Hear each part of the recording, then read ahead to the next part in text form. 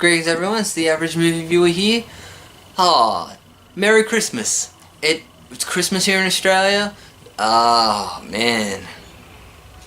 The joys of waking up and knowing that it's literally just another normal day, really. It really is just another normal day, but other than that, you do get, you spend time with your family, have my pop over for lunch. Beautiful lunch. Had to work it off, of course, and now I'm here to show you what I have. And I'd like to say it was a pretty nice haul I got for Christmas. I'm happy with what I got. I got some more clothes, of course, but of course I got movies, and I can't wait to show you. So let's get straight on into this. Alright, so first I think I better start with the TV series. So, I have no idea actually what this is. Saw that from the writers of Iron Man and Children of Men. We have The Expanse, Season 1. I honestly don't know I don't know anything about this except for what I've read. And it really seems like an interesting sci-fi show. There's not many TV shows that I get into, and I've just been wanting to get into TV shows. God damn, I can't speak. But it was an interesting spot. I like my sci-fi, so that was definitely a pickup that I definitely I'm glad I got. And of course I got my American Horror Story Season 1 and Season 2. I jumped onto the fandom of this show really late. Basically when Season 7 just halfway was finished. I jumped on pretty late, but I'm glad I did, because I like to jump in late with stuff, because that way all the hype dies down a little bit and I can fully immerse myself into it and actually I get a proper view and proper insight without all the fans reacting at once, influencing my decision. So I just get to sit down and dissect it. And I love American Horror Story. It's surpassed The Walking Dead right now as my favourite TV show. So, and to be able to do that, and I've been following Walking Dead since 2010. Every year each week, been going through the episodes, and I've always loved it. Even with the quality of the show going down, I've loved it. But American Horror Story, each season has just blown my mind. It's always been original and new. Even the lower rated seasons are still better than the higher rated seasons of The Walking Dead, in my opinion. So I'm just so glad I got that. Alright. That was so much effort just to talk about 3 things. I can't believe I got so much more to show you right now, but I won't go into detail with all of them, but let's just show you what I've got. First we have Cult of Chucky. I thought this was actually a good addition to the Chucky movie franchise, considering that, they're not A grade, but they're not D grade movies sort of thing. They're actually, they're supposed to be outlandishly ridiculous. So I love the fact that they took it in a new direction. I really do, and I'm honestly giving my mini review on this. So the movie was great, the acting was great, some twists and turns that I did not see coming, some original characters come back in.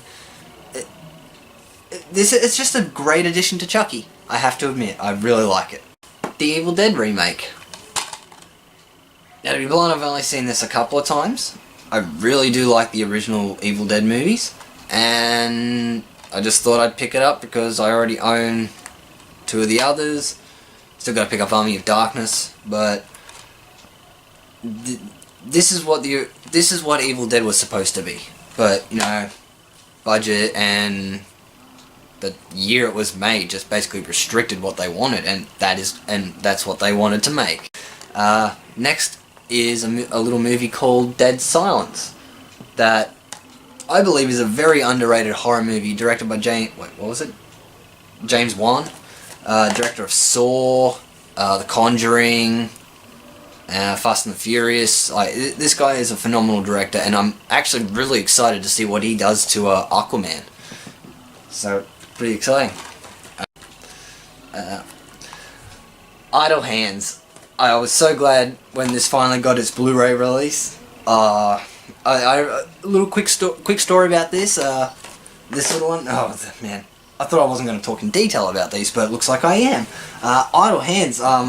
When I was younger, my uncle refused to let me watch this, and he had a copy of this on VHS, whatnot, and he refused to let me watch it, and yet he would let me watch movies like Boondock Saints and The Exorcist and The Haunting. The Haunting wasn't that great, but either way, I was fine in American Pie and stuff when I was really young. I was fine. I was allowed to watch that, but I could not watch Idle Hands until Mum just convinced him to let me watch it, and oh boy, it is such an it's not a very well known movie, and I rank it in the top 5 of stoner comedy movies ever.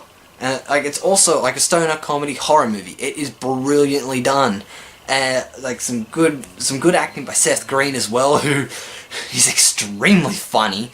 Some very quotable, heaps of quotable lines. This movie is definitely a childhood memory. Now I'll lump these two together in. We have IP Man 1 and IP Man 2. Not really much I can say about these. I haven't seen them much. I've maybe seen the first one a couple of times, and I don't know if I've actually seen the second one. I think I have, but that's why it's here now in my collection. I can now watch it whenever I want. And Donnie Yen is a phenomenal martial artist. He's not just great at martial arts, he is great to watch. Because sometimes when you're sitting down and you're just watching Kung Fu, it's all the same stuff, just kicks and punches. But when you have someone who is very charismatic and likable and has that aura about him, he has a presence about him in any role, and I had to get him. Double pack with, what was it?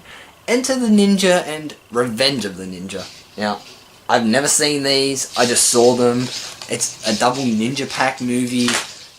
I'm actually intrigued on that. They look quite. I looked up the trailers and they actually look quite funny. So I'm excited. And finally, of course, with all the horror movies and all these kung fu movies and just average movies, you have to get something that is a proper film to add to your collection. You've always got to add stuff, and this film is not saying that I'm not into films, but this is something that is definitely worth watching, and that is Arrival. I only got to see it once when it came out in cinemas. Haven't seen it since. I have it for Christmas. I finally get to watch it now, and I get to sit down and fully take in what this is about. I've seen a few, explained, and I don't fully understand, because maybe it's just because I've only had that one viewing of this movie, but I can't wait to sit back down and watch it. Well, there we have it, everyone. That was my Blu Ray haul for Christmas. I'm extremely happy with what I have to add to my collection. I mean, it is such a beautiful shot. I mean, you can't not be happy with that.